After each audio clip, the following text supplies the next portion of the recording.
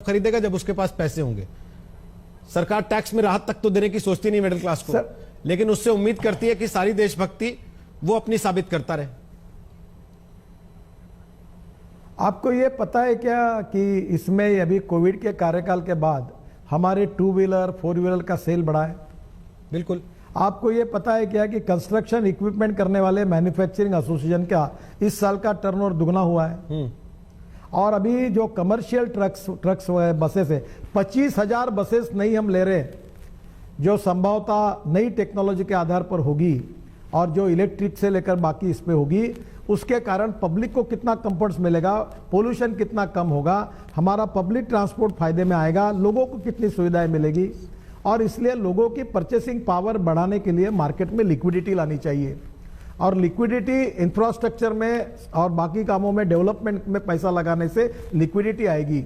Liquidity के साथ purchasing power बढ़ेगी, परचेसिंग पावर से ट्रेडिंग बिजनेस बढ़ेगा और उससे ही कैपिटल इन्वेस्टमेंट इंडस्ट्री में आएगी और उसके कारण नए रोजगार मिलेंगे और गरीबी दूर होगी।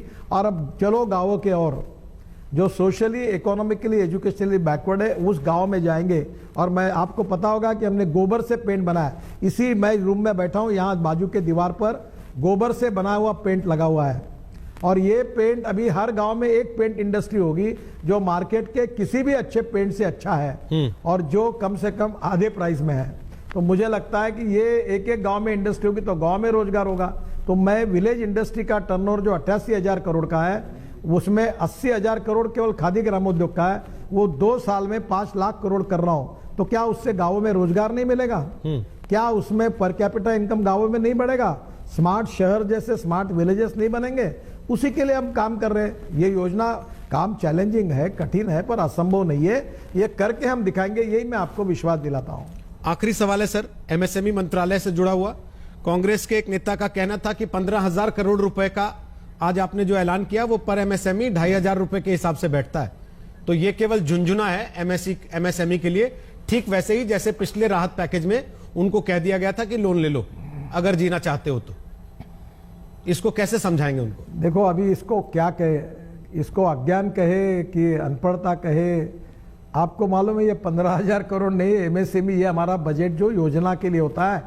हम बैंकों से 3-3 लाख करोड़ 5-5 लाख करोड़ फाइनेंस कर रहे कर्जे में। हम उसमें अगर ये फंड ऑफ फंड हमने अगर 10,000 करोड़ दिया रखा है कैपिटल मार्केट में जाने के लिए एमएसएमई को, तो हम 15% दे रहे, बाकी कैपिटल मार्केट से स्टॉक एक्सचेंज से खड़ा होगा। और ये इस प्रकार का हिसाब करने वाला तो मैं तो क्या बोलूं, अनपढ़ भी है और एक प्रकार की ये तो मूर्खता है ऐसी बात करना। हमारा ये बजट का इसके साथ कोई संबंध नहीं है। पूरे भारत की राष्ट्रीयकृत बैंक है, सिडबी है, फाइनेंशियल इंस्टीट्यूशंस है, वो 6.5 करोड़ एमएसएमई को फाइनेंस कर रही है। अभी छोटे छोटे टपरी वाले छोटे लोग हैं, उनके लिए हमने योजना बनाई, उनको फाइनेंस कर रहे हैं। खादी ग्रामोद्योग विलेज कमीशन फाइनेंस कर रहा है। हैंडलूम, हैंडीक्राफ्ट, फर्नीचर के क्लस्टर्स बन रहे हैं, ये सोलर चरखे के क्लस्टर बन रहे हैं। वो पैसा बजट से थोड़े जाता है, वो केवल 10% या इंसेंटिव जाता है, बाकी सब बैंकों से जाता है। तो ये पूरी योजना जो है ये हास्यास्पद है। आज आप कहिए कि जैसे प्रायोरिटी सेक्टर में 16 लाख करोड़ किसानों के लिए है, जो डेयरी और फिशरीज के लिए है, तो ये क्या एग्रीकल्चर मिनिस्ट्री के बजट में आएंगे क्या?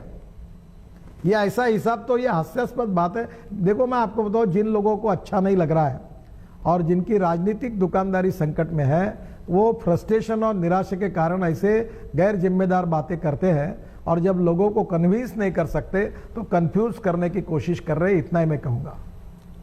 बहुत बहुत धन्यवाद नितिन गडकरी जी आज तक पर आने के लिए और दर्शकों को बजट से जुड़े सवालों के जवाब देने के लिए, उनको समझाने के लिए कि क्यों यह बजट भविष्य के विजन का बजट है। और नितिन गडकरी कह रहे हैं कि अगले 2 साल में और फिर अगले 5 साल में इसके नतीजे बजट की योजनाओं के आपको दिखने लगेंगे।